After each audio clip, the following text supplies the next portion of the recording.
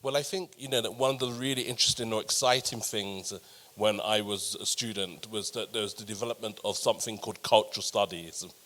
And cultural studies was pioneered by a writer and thinker called Stuart Hall.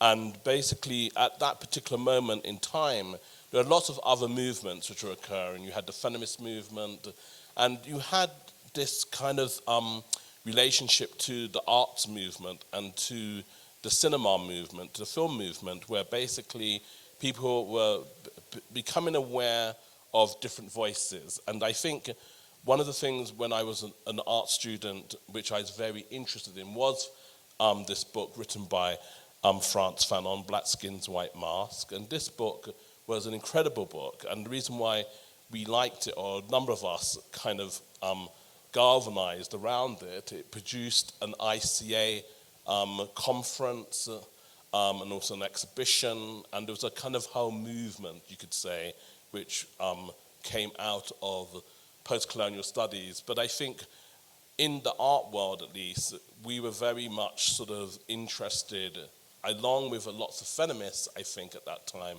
in trying to theorize the gaze, or trying to look at the way, the semiotics of looking. And I think, in a way, film, and particularly photography, were very much at the kind of forefront of these debates.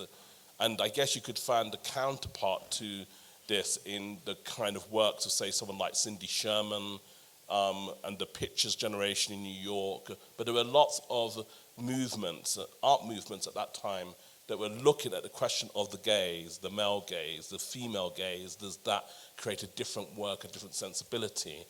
And so this was something that we were very excited about when we first started making films. And of course, we were utilizing these theories to galvanize ourselves, and we saw ourselves as pioneering this kind of way of trying to look at not only ourselves, but the world, and to try to make works which would somehow be in conversation with some of these different ideas and theories. And I think one of the main things which developed really in terms, particularly in film or in cinema studies or in film theory. I was on the board of Screen magazine at this particular moment in time during the sort of late 80s. And we were very interested in trying to create an oppositional gaze which would be part of our language for making images.